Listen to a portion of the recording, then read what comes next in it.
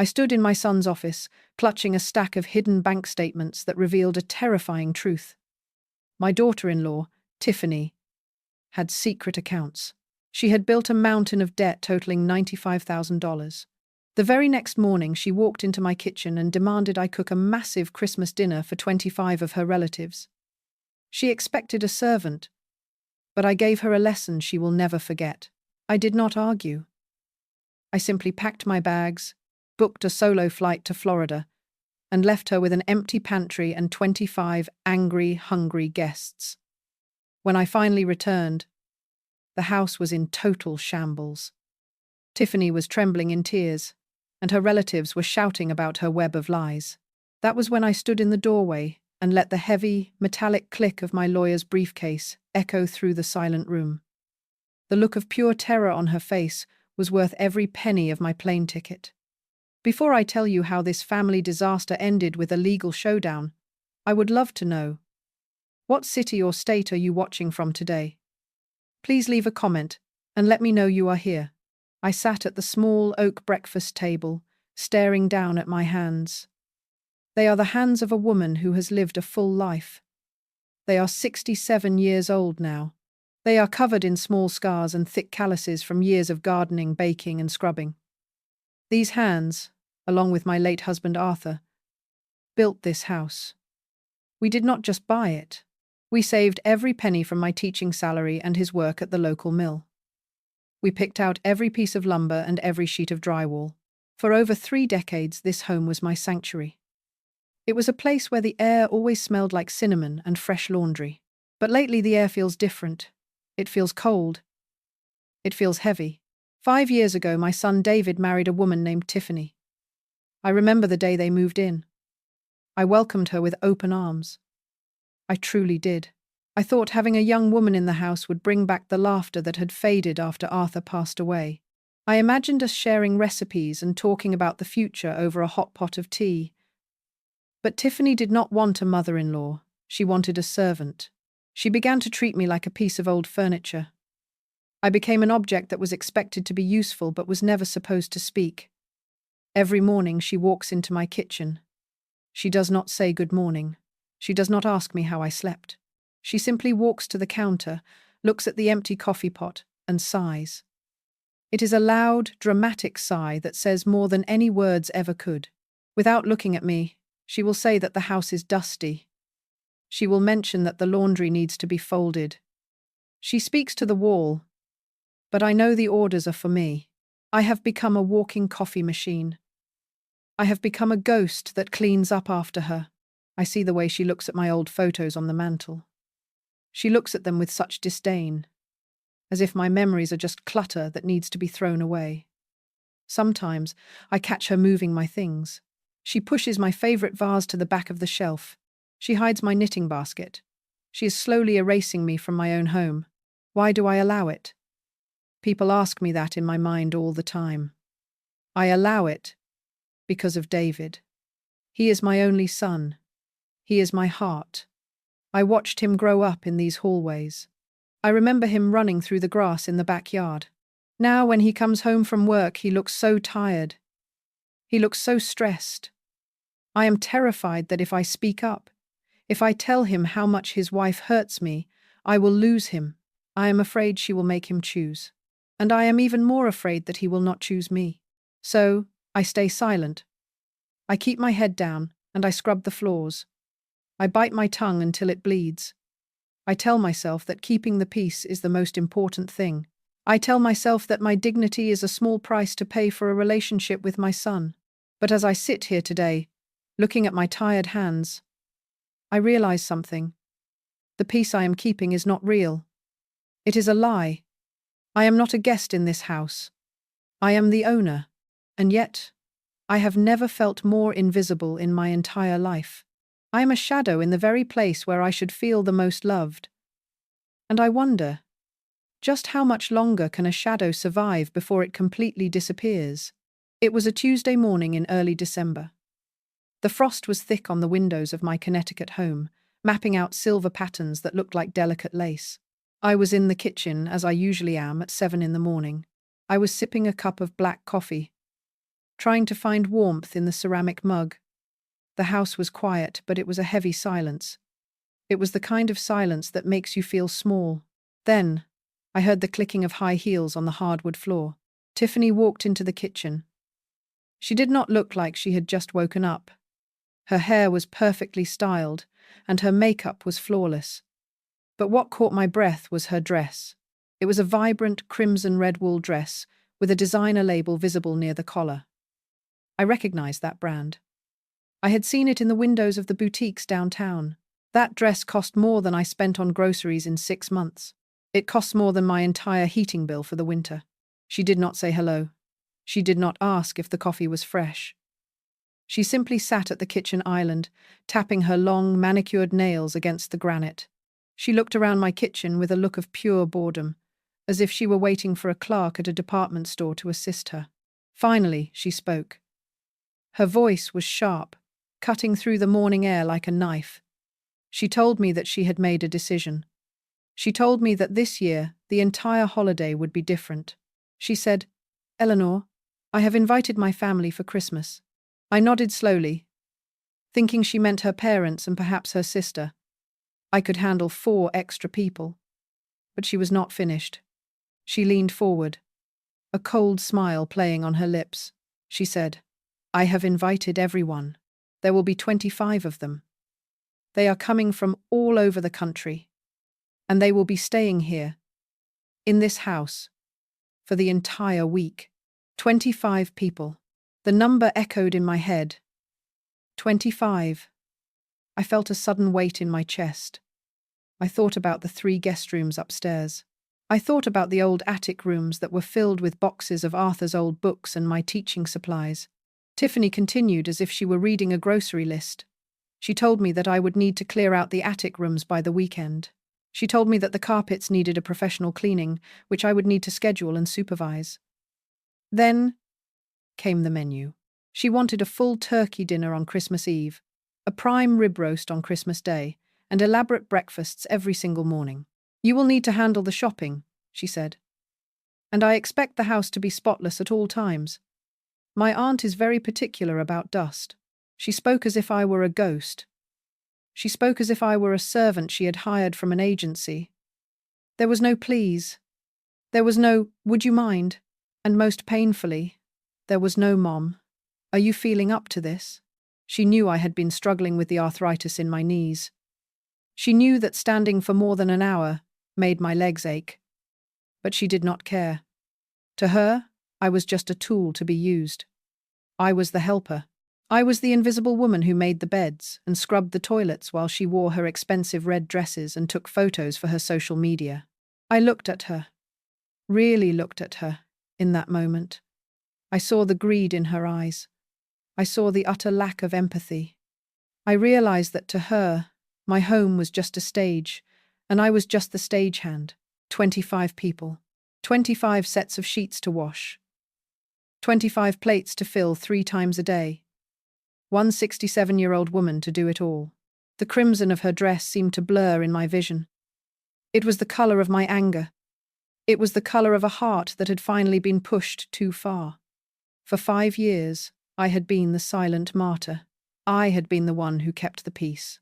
But as she sat there, demanding I turn my sanctuary into a crowded hotel for her benefit, something inside me snapped. The water in the pot was finally boiling over. The quiet Eleanor was beginning to fade, and a woman who remembered her own name was starting to wake up.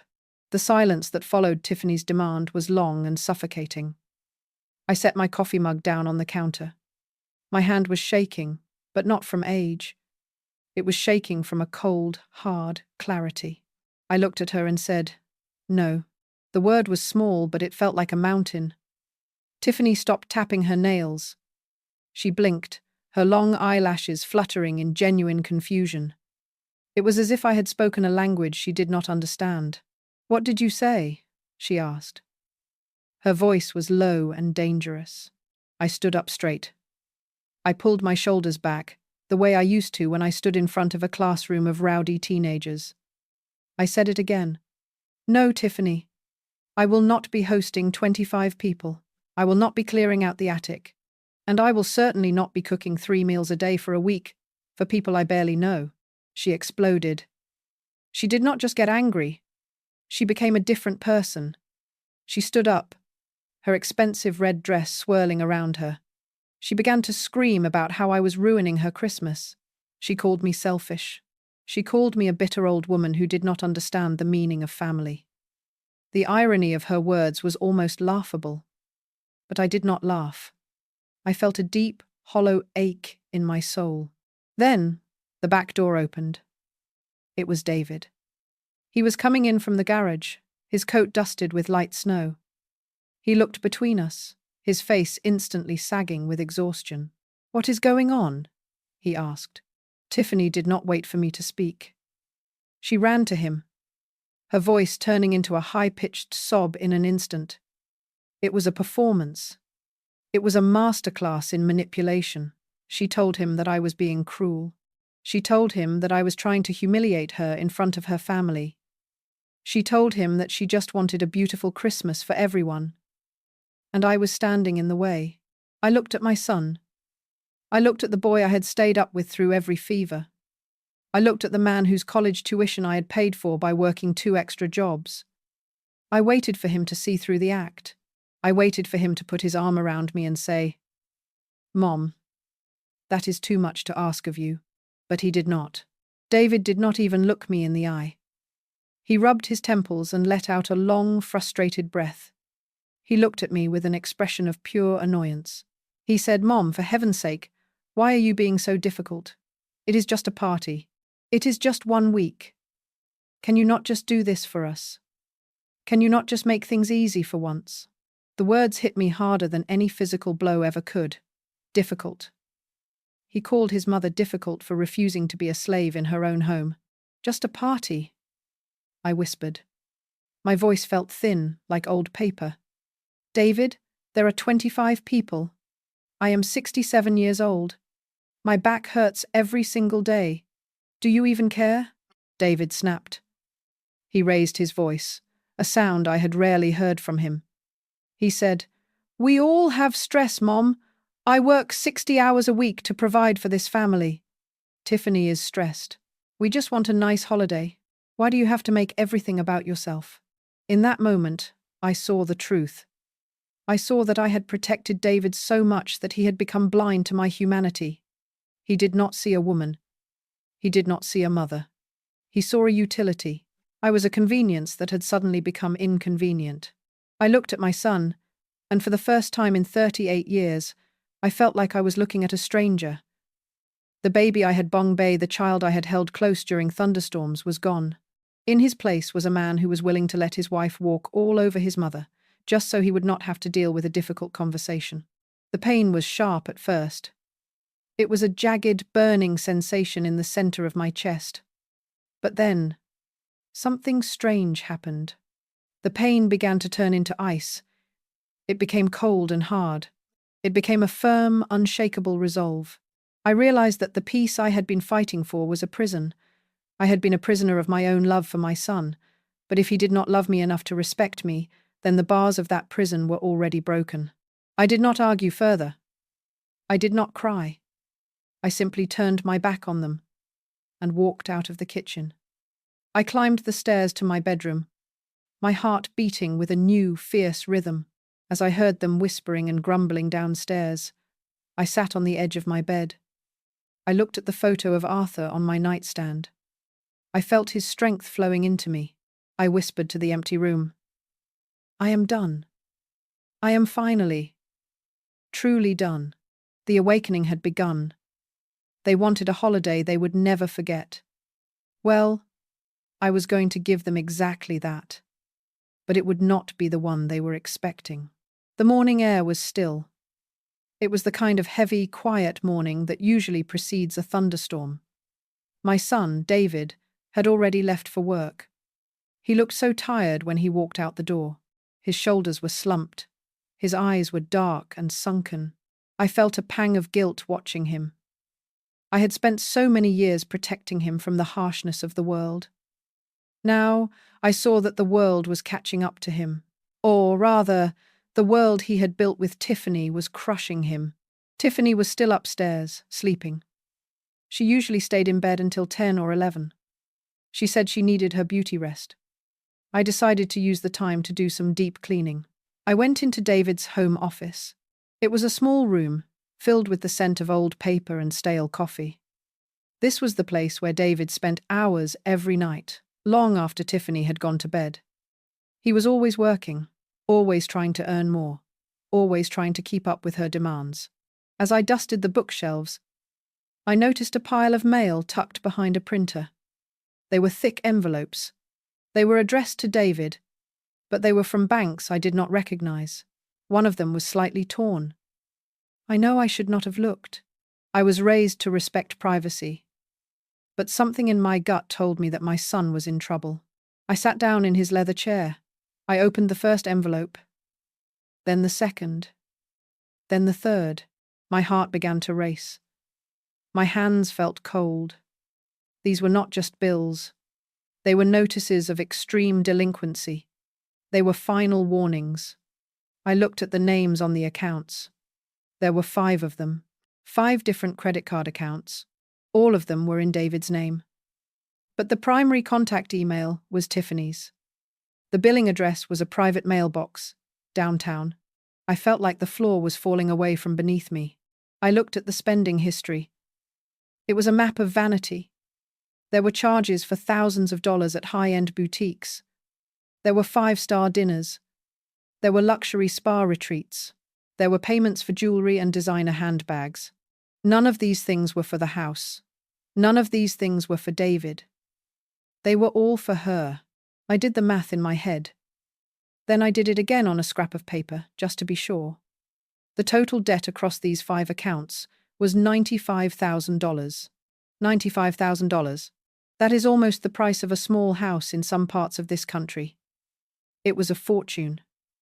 It was a debt that would take my son a lifetime to pay back. While he was working 60 hours a week, she was spending money like water. She was dragging him into a hole he might never get out of. I realized then that Tiffany was not just a rude daughter-in-law. She was a predator. She was a leech. She was bleeding my son dry, and she was using me as a free servant to make her life even easier. She was telling her relatives that they were wealthy. She was inviting 25 people to my house to show off a life that was built on lies and stolen credit. I sat there in the silence of the office for a long time. I looked at the photos of David on the desk. Photos of him as a little boy. Photos of him at his graduation. He looked so happy then. He had no idea he was being destroyed by the woman he loved. I felt a surge of anger. It was a hot, burning fire in my veins. This woman had walked into my home. She had insulted me. She had used me. And now, she was destroying my child's future. I took out my phone. I began to take pictures of every single document. I photographed the balances. I photographed the late fees. I photographed the spending at the luxury stores. I made sure every word was clear. I was no longer just an invisible old woman. I was a mother whose cub was in danger. And Tiffany was about to find out that a mother's love is the most dangerous force on earth. I was not going to cry. I was going to fight. But I was going to fight with the truth. I tucked the letters back exactly where I had found them. I wiped the dust off the desk. I walked out of that room and closed the door softly. My mind was already moving. I was already planning. The silent woman was gone. The teacher was back. And today, I was going to give Tiffany the most expensive lesson of her life. I walked back into my own bedroom and locked the door. I sat on the edge of my bed and took a deep breath. I needed to be calm. I needed to be precise. In my world, we have a saying: measure twice, cut once. I was going to make sure this cut was perfect. I stopped crying. My eyes were dry. My heart was steady. I picked up my phone and called a man named Bill. Bill had been my late husband Arthur's best friend since they were in the 3rd grade. He was also one of the best estate lawyers in the state of Connecticut. When he answered, his voice was warm. "Eleanor? Is everything all right?" "No, Bill," I said. My voice was firm. "It is not. I need your help." I need to protect my home, and I need to protect my son. But mostly, I need to protect myself. I spent the next hour explaining everything to him. I told him about the disrespect. I told him about the 25 relatives, and I told him about the $95,000 in secret debt. Bill listened in silence. When I was finished, I could hear him let out a long, low whistle. "She is a piece of work, Eleanor," he said. "But do not worry. We can handle this. First, we need to look at the deed to your house." We went over the paperwork. I was relieved to hear that the house was still solely in my name. Arthur and I had been smart. We had put it into a protected trust that only I controlled. David had no legal claim to it yet. "Good," Bill said. "Next, you need to move your savings. If she has David's information, she might try to get yours. Move everything to a new account at a different bank. Do it today." I followed his instructions exactly. I went to the bank that afternoon. I moved my money. I felt a sense of relief with every form I signed. I was building a wall around my life. But I wanted to do more than just protect myself. I wanted to expose the lie. I knew that Tiffany's aunt, Sarah, was the biggest gossip in their family. Sarah was the kind of woman who lived for drama. She was also the one who was the most excited about the wealthy Christmas party Tiffany had promised. I took several of the photos I had taken in David's office. I created a new text message. I carefully selected 3 of Tiffany's relatives, including Aunt Sarah. I did not say anything mean. I did not make any accusations. I simply sent the photos of the debt notices with a short, polite message. I wrote, "I was cleaning the office and found these. I am so worried about David and Tiffany's financial health. Since you are family, I thought you should know why the Christmas party might be a little modest this year. I would hate for anyone to be disappointed." I hit send. Then, I deleted the messages from my phone. The seeds were planted. Now, I just have to wait for them to grow. The final piece of my plan was my own exit. I went online and looked at flights. I found a direct flight to West Palm Beach, Florida. It left on the morning of December 23rd. I booked a room at a quiet, beautiful resort right on the ocean. It was expensive, but for once, I did not care about the cost. I was spending my own hard-earned money on myself. I spent the next few days quietly packing a small suitcase. I hid it in the back of my closet under some old quilts. I moved my most precious items, my jewelry from Arthur, and my old photo albums, to a safe deposit box at the bank. By the time the 23rd of December arrived, I was ready. Tiffany was still in bed when I woke up at 5 in the morning. David was already in the shower. I moved quickly. I took my suitcase down to the garage and put it in my car. I walked back into the kitchen. The house was cold. I looked at the empty cupboards. I looked at the long list of demands Tiffany had left on the refrigerator. She wanted me to buy a 20-pound turkey. She wanted me to bake 4 different kinds of pie. She wanted me to scrub the guest rooms. I picked up a pen. I wrote a note on a piece of yellow legal paper. I wrote, "David and Tiffany, I have decided to take a vacation. I will be in Florida for the next 10 days. The house is yours to manage. I have not done the shopping or the cleaning. Since there are 25 people arriving tomorrow, I am sure you will be very busy. Enjoy the holiday." I felt a surge of pure joy as I taped that note to the refrigerator. I walked out to my car. I did not look back. As I drove toward the airport, the sun began to rise over the trees. It was a bright, clear morning. I was 67 years old. I was alone. But for the first time in 5 years, I was not a servant.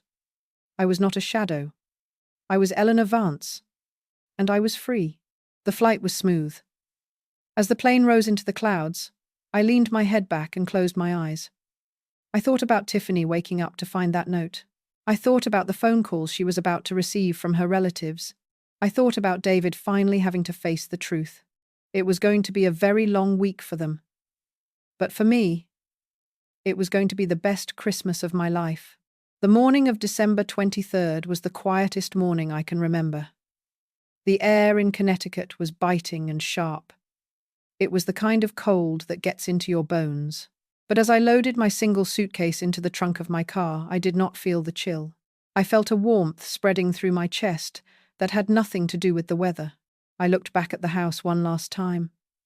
It was the house I had built with Arthur. It was the house where I had raised my son. But for the first time in my life, I did not feel sad to leave it. It had become a place of burden. It had become a place where my name was only called when someone wanted a fresh towel or a hot meal. I walked back into the kitchen. I moved quietly, like a ghost. I took the yellow legal pad from the counter. I looked at the note I had written. Every word was deliberate. Every word was a boundary. I taped it firmly to the door of the refrigerator, right over Tiffany's long list of demands. I wrote, David and Tiffany, I have decided to go find myself again. I will be away for the holidays. I have not shopped. I have not cleaned. I have not prepared for your 25 guests. I hope you enjoy the week you planned for yourselves. Merry Christmas. Love, Mom. I walked out, locked the door, and drove away. I did not look in the rearview mirror. By the time I landed in West Palm Beach, the sun was high in the sky. The air was thick and sweet with the smell of salt and blooming jasmine. I checked into a small, elegant resort right on the ocean. My room was beautiful. It had white linen curtains and a balcony that looked out over the blue water of the Atlantic. I sat on that balcony for a long time. I turned off my cell phone. I did not just silence it. I turned it completely off. I watched the waves roll in, one after another. The sound was rhythmic. It was healing. For 5 years, the only rhythm in my life had been the sound of Tiffany's voice barking orders. Now, the only sound was the sea. On Christmas Eve, I did something I had not done in decades. I dressed up for myself. I wore a simple silk blue dress that Arthur had always loved. I went down to the resort's dining room. It was filled with light and laughter. I sat at a small table by the window. The waiter was a kind young man. He asked me if I was waiting for anyone. I smiled at him. It was a real smile. No, I said. I am exactly where I want to be. I had a wonderful meal. I had fresh lobster. I had a glass of crisp white wine. I had a decadent chocolate dessert. And the best part? I did not have to wash a single dish. I did not have to worry if the turkey was dry or if the gravy had lumps. I did not have to listen to 25 strangers complain about the seating arrangements. I felt alive. At 67 years old, I realized that I had spent too much time living for other people. I had mistaken sacrifice for love. But as I sat there, listening to the soft piano music and watching the moonlight on the water, I knew that real love does not require you to disappear. I spent my days walking on the beach. I felt the sand between my toes. I read 3 books. I took long naps in the middle of the afternoon. Every time I thought about the chaos that was surely happening back in Connecticut, I felt a small, wicked spark of satisfaction. I knew that 25 people were likely standing in my kitchen, wondering where the food was. I knew Tiffany was likely frantic, trying to figure out how to roast a turkey she had never even touched before. But it was not my problem. For the first time, their stress was not my burden to carry. I was learning to belong to myself again. I was Eleanor Vance. I was a woman of strength. I was a woman of value. And as the sun set on my final day in Florida, I felt a peace so profound that it brought tears to my eyes. I was ready to go back. Not because I missed the service, but because I was ready to reclaim my throne. The flight back to Connecticut was a stark contrast to the tropical warmth of Florida. As the plane descended, I saw the grey clouds and the snow-covered fields. But inside, I was still carrying the sun. I was calm. I was centered. And I was not alone. I had arranged to meet Bill, my lawyer, at the airport. He was waiting for me near the baggage claim, looking sharp in his dark suit. He gave me a knowing look. "How was the trip, Eleanor?" he asked. "It was the most important trip of my life, Bill," I replied. "Now, are the papers ready?" He patted his leather briefcase. "Everything is in order. Let's go finish this." When we pulled into my driveway, The house looked different. There were too many cars parked on the lawn. The trash cans were overflowing near the garage. Even from the outside, the house looked exhausted. As I walked through the front door, the smell hit me first. It was the smell of burnt grease, sour trash, and too many people in a small space. The living room was a disaster.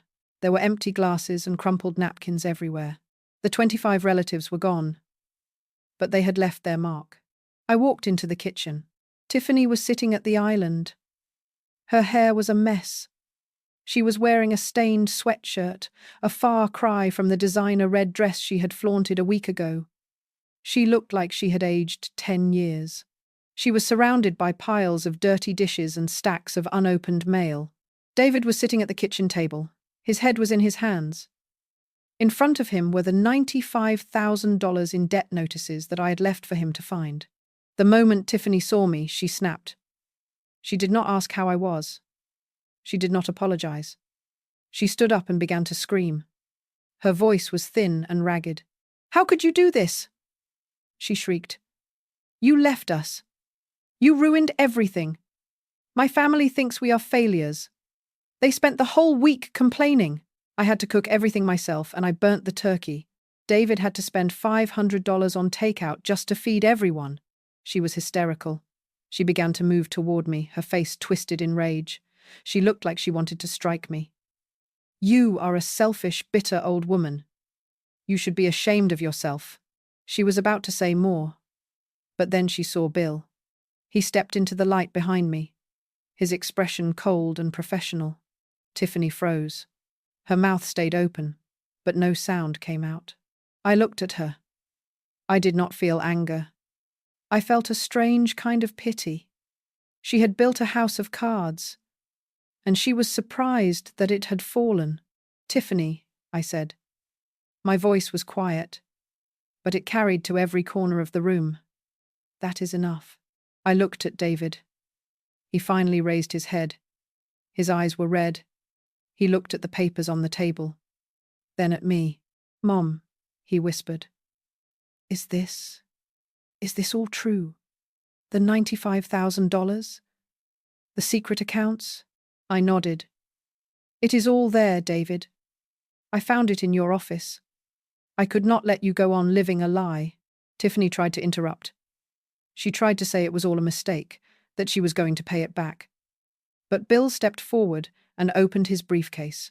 The sound of the metal latches clicking was like a gunshot in the silent kitchen. "Mrs. Vance," Bill said, looking at Tiffany. "My name is William Sterling.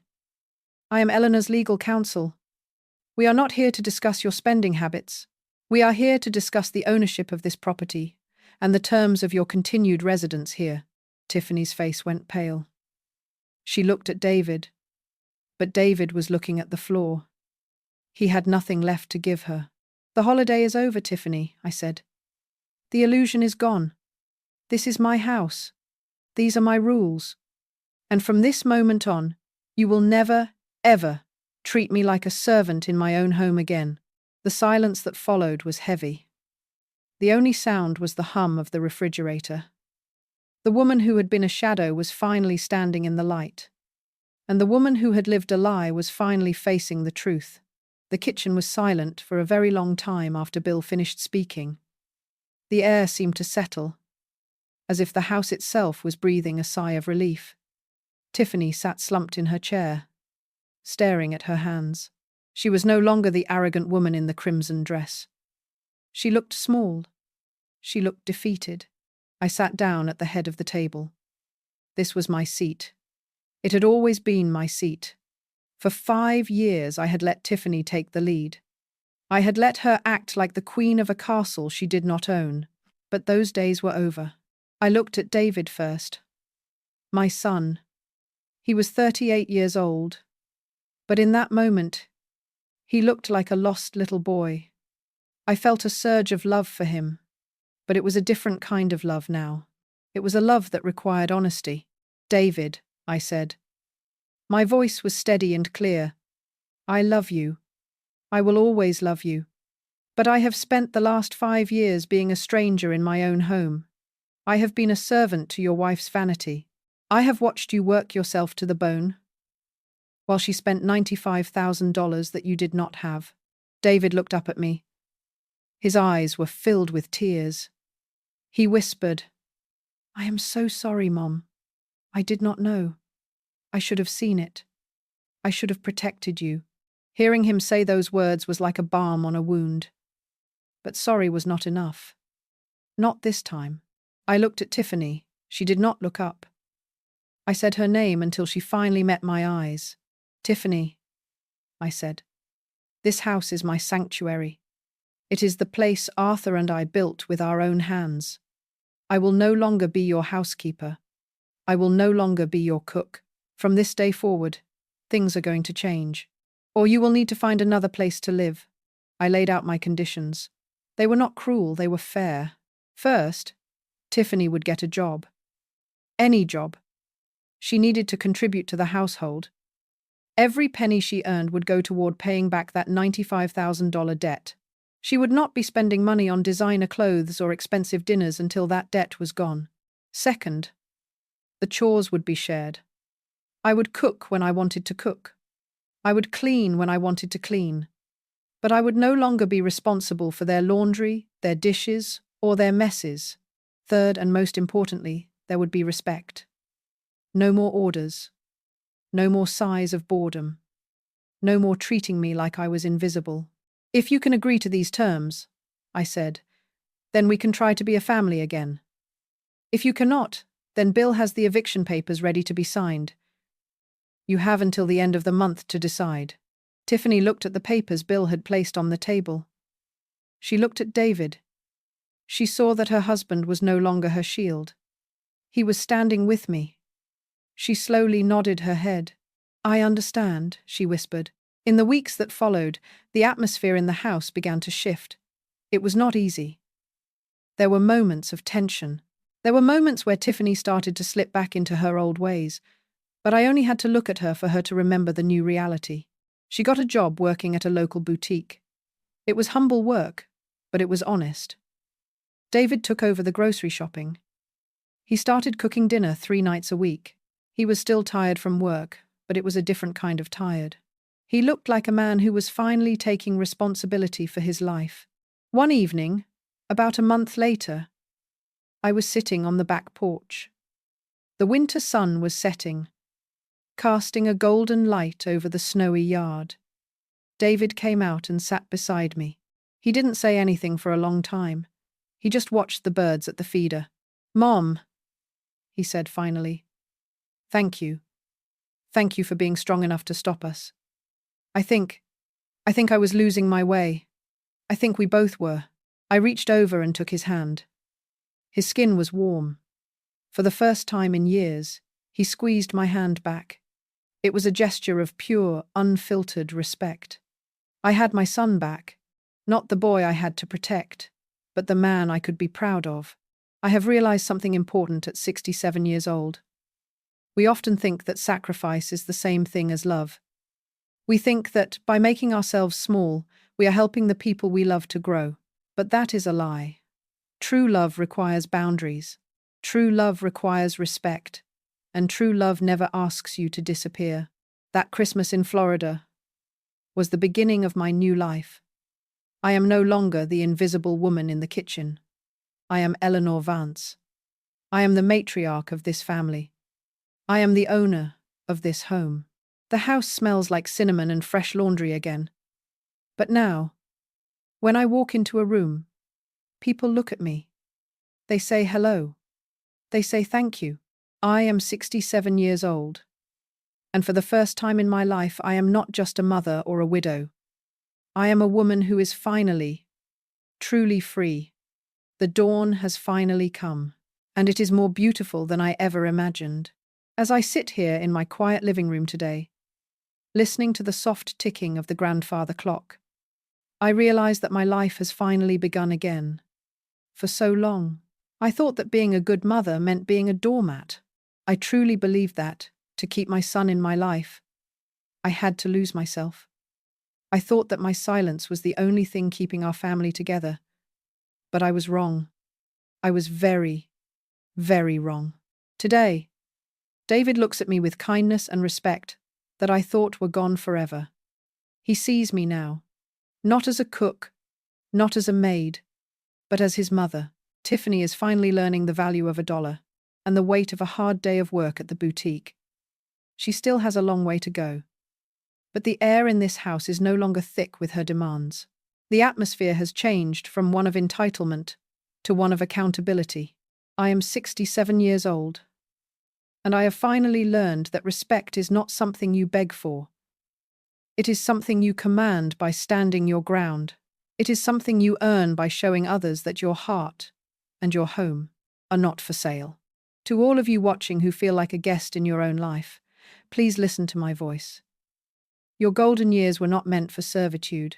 They were not meant for you to be hidden away in the kitchen while others shine at your expense.